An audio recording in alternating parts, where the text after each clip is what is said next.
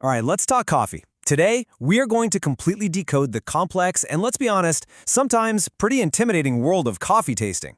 We're going to give you a super simple framework to understand your morning brew in a way you probably never thought possible. So, let's jump right in.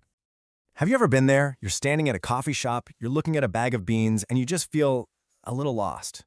You see these unbelievably specific flavor notes, jasmine, apricot, walnuts, and you think, how am I supposed to be tasting all of that? Well, if you've ever felt that, you are definitely not alone. It can really feel like a secret language. And you know, this quote from the Coffee Cupper's Handbook, which is our source for this explainer, it just hits the nail on the head. Even the experts admit that we just don't have a great everyday vocabulary for taste and smell. So the most important thing to remember here is this: it's not you, it's just our language. But what if we could learn that secret language?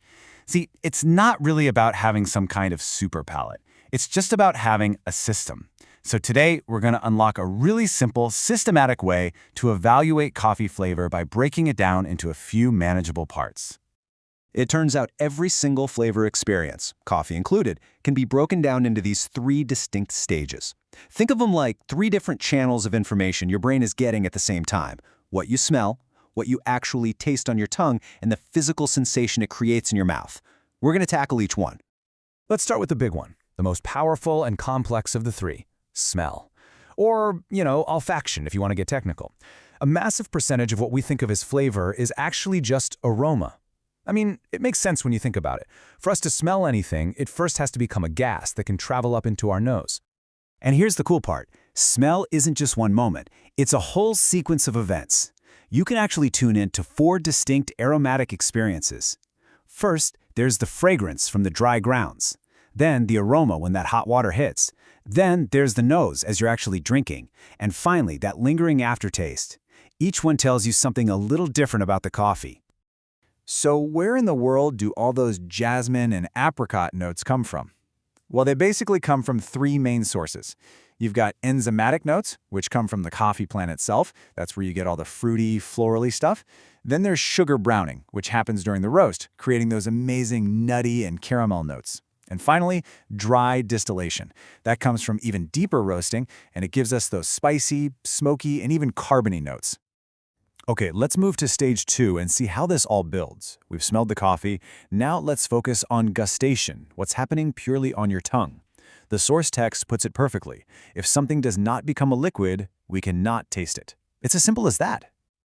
Now, the key concept to understand here is something called taste modulation. Our tongues perceive 4 basic tastes, right? But they don't exist in a vacuum. They interact with each other. They can amplify or soften each other to create entirely new sensations. It's kind of like mixing primary colors to get a whole new palette. So, let's look at a classic example of this taste modulation in coffee. On one hand, you have these organic acids, which on their own would just taste sour. And on the other, you have natural sugars, which are just sweet. But what happens when they meet in your cup? When they combine, they modulate to create something totally new, a taste that coffee pros call acidy. Now, this isn't sour, it's a really pleasant, bright, sweet tart sensation that's actually the hallmark of a lot of high-quality coffees. The acids actually make the sugars taste even sweeter. Now, this is probably one of the biggest points of confusion in the entire coffee world, so let's clear it up. Acidity is a positive flavor word. Acidity is a chemical pH measurement. And the funny thing is, coffee is actually one of the least acidic things we drink. It's less acidic than orange juice or even beer. So when a coffee expert says a coffee has high acidity, they're not talking about pH, they mean it has that bright, lively acidity taste. Okay, let's move on to our third and final stage: mouthfeel. This is all about the physical sensation, the actual texture of the coffee in your mouth. It's created by all the stuff that doesn't evaporate, like smells, or dissolve, like tastes. So what creates this feeling? Well, it really just comes down to 2 main things. First, you've got the natural fatty oils from the bean. These don't dissolve, and they're what give coffee that smooth, sometimes creamy texture. And second, you have these teeny tiny, undissolved particles of bean fiber, which add thickness and viscosity to the liquid. And this brings us to another super common mix-up. Body is not the same thing as strength. Body is all about mouthfeel, the texture that's created by those things that don't dissolve, like oils and fibers. Strength, on the other hand, is about taste, the intensity of the flavor compounds that do dissolve in the water. The big takeaways here is that you can totally have a heavy-bodied coffee that doesn't actually taste very strong at all. So there you have it. We've covered the 3 stages: smell, taste, and feel. We've basically learned the secret language. Now, how do we put all this into practice with, your very next cup of coffee? It's really this simple. Number 1, just smell. What do you notice before and after you add the water? 2, taste. Don't try to find a dozen flavors at once. Just ask yourself, what's the dominant sensation? Is it bright and acidic? Is it sweet and mellow? And 3, feel. Just pay attention to the texture. Is it light like tea or is it heavy like cream?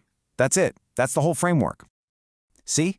Just by breaking down this huge, complex idea of flavor into these 3 simple steps, you've turned a daily routine into a mindful experience. So the only question left is, now that you have the tools, what new world of flavor is waiting for you right there in your own kitchen?